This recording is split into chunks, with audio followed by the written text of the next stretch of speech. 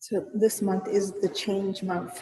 And if you look outside, it's definitely the change month.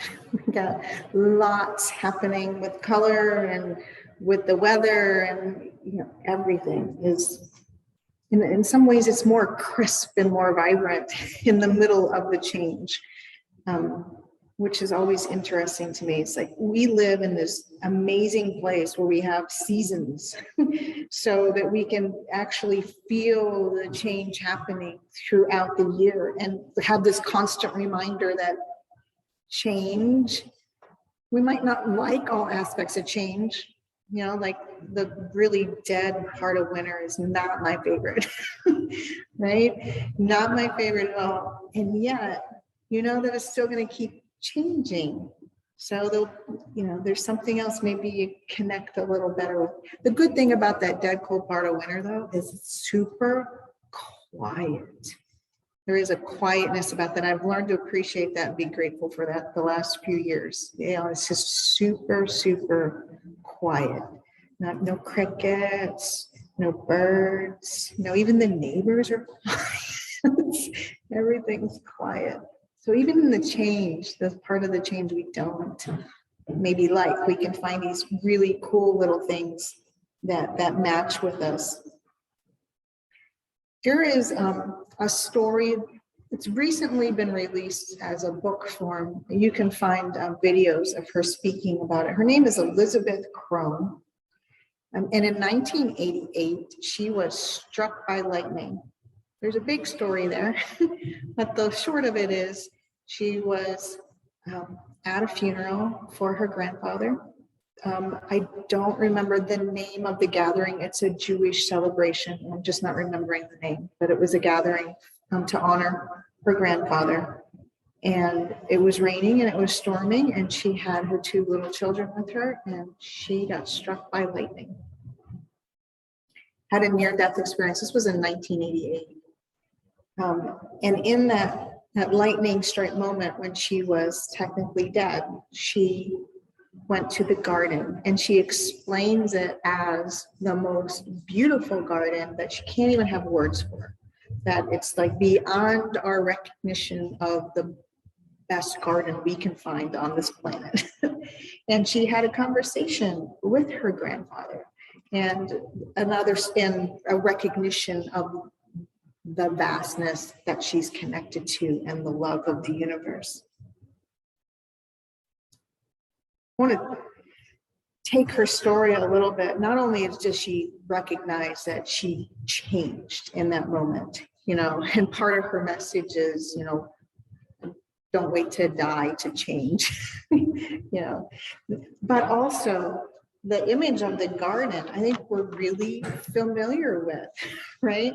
We have the very beginning of the Bible talks about the garden, that garden place that is our home, our birthplace, our recognition place.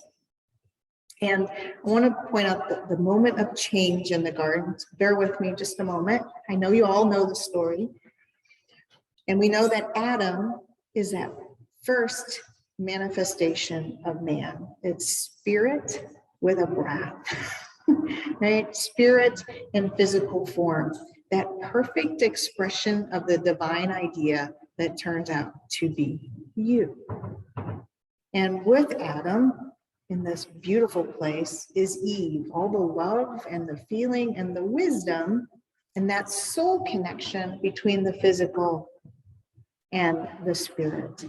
And all together, the I amness of everything, the I am identified in physical form, placed in the garden that we call Eden. Beautiful place, harmonious, beautiful state of consciousness, all the possibilities of growth there. That connection, that perfect connection between our physicalness and our spiritualness. And then as the story goes, there's an exodus from that, right? There's a separation, there's a change. What sometimes gets mixed in the story, though, is that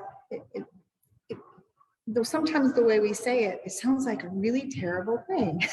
And yet it's probably one of the most beautiful things that could ever happen. The ability to step out of that garden place, to experience the physicalness, to experience life in a different form, to recognize divine consciousness in a way that was not recognized before. And you get to live that out.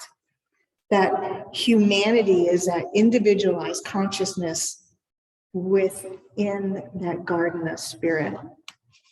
And that's not something you can get away from, which Elizabeth Crone found out in a dramatic way, being struck by lightning. You know, there's no way to get away from that. It's there all the time. It's just whether we're in a position to recognize it or not. That tree of knowledge is really the possibility and the acceptance of change.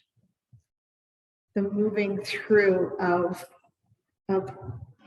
extras, of experiences. You know, imagine if that, you know, the humanity chose not to nibble off the tree. It would be like, oh, we're already there. We're talking about a place that we're already there and already a part of. And that knowledge is, what else can we experience? What else can we bring to the universe consciousness and recognize love in all aspects available, including the beautiful garden? So that revelation, you know, it's not, if we recognize it in that way, change is not punishment or recognizing some kind of unworthiness. It's the greatest gift. It's that free will part of us that is amazing, that you get to choose. Because Elizabeth talks about in that moment, while she's in the garden, she was offered a choice. Would you like to keep experiencing this? And if you experience this, you know what? You're going to have to recover from that injury. And it's going to take a while. You know, so there's going to be a huge change in what you recognize as your life up to this point. Or you can stay here and play with the roses. And either way is good. Either way, you are fine. There was no right or wrong. There was a choice, and she chose extra change at that point, you know, or we wouldn't have her story right now. You know, and she went, and all of the things that happened in her life after that. But that change is a gift of all the things we get to experience, and we get to choose. And we can choose that quote, road less traveled, or the road not taken. And I'm going to share with you, I know we know it, but it's one of my favorite poems with Robert Frost. He says, 2 roads diverged in a yellow wood, and sorry I could not travel both. And be one traveler long I stood, and looked down as far as I could to where it bent in the undergrowth. Then took the other just as fair, and having perhaps the better claim, because it was grassy and wanted wear. Though as for that the passing there had worn them really about the same. And both that morning equally lay in leaves no step had trodden back. Oh, I kept the first for another day, yet knowing how way leads on to way, I doubted if I would ever come back. I shall be telling this with a sigh, somewhere ages and ages hence.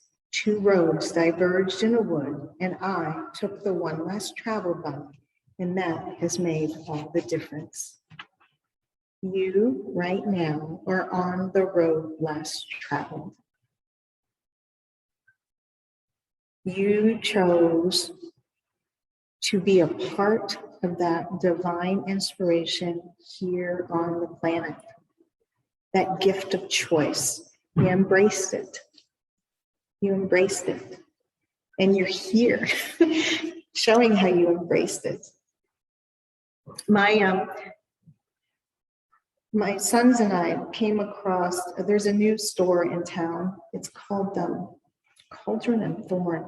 And we went to the opening, and in there, off in the corner in the back, only my children, they're like, the one comes running up to me, do you want to do a prayer and do stuff for manifestation and all good in your life? I'm like, slow down, and what are you talking about?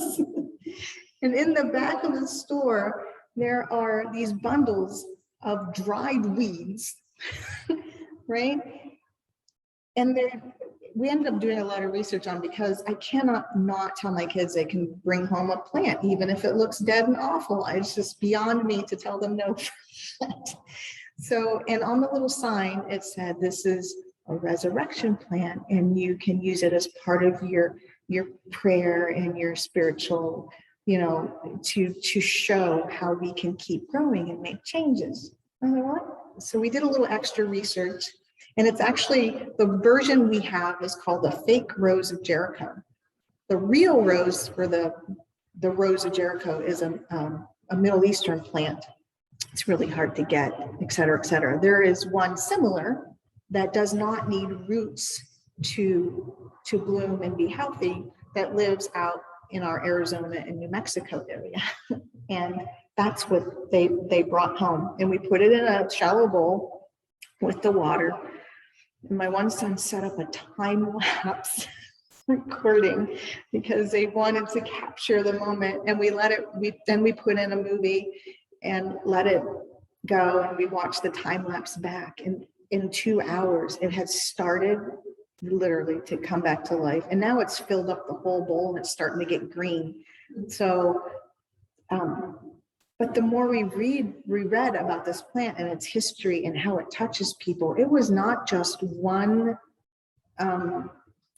faith line or one tradition. There were many that recognized this plant as a symbol for us and what we can be. And the one wording was to restore, remember, and reflect on our true selves, that how alive we really are, even if we feel like that mushed up brown, it looked dead, right? And how much of a huge change is that in just a couple hours, because it was offered nourishment and excitement in the house, and now it's in a prominent position in the living room, and I'm sure it will be for a while. And the cool thing about it is if they forget about it for whatever reason and it dries up, it's still alive.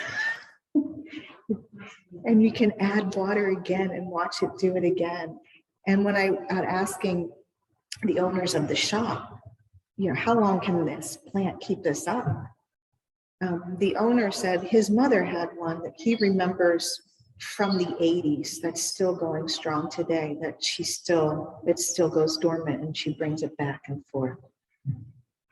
And then my friend Karen that was with us, she's like, well, now that you bought that, I'm sure it's going to show up in one of your sermons sometime. And I laughed at her. And then here it is 2 days later, because it fit so well, that really, how often do we feel through a change that we're just like, it's all over, and we're going to crumble up and hide in the corner and forget about it, and let's not have any more change, please, thank you very much. I've had enough of it, can't we just stay the same? And yet something comes along to spark us and remind us, and that water flows and you start to spread and bloom again. And what a perfect picture of that. Rose of Jericho.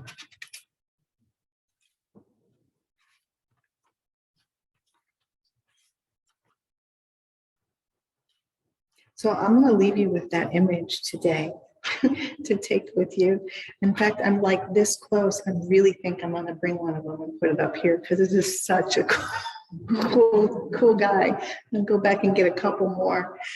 And next week, just as a foreshadow for you, I'm going to explore the change throughout our physical life. Today was about the change, that we are merging our spiritual with the physical. But through this existence, we have all kinds of change we need to deal with. So we'll pick up there on that next week.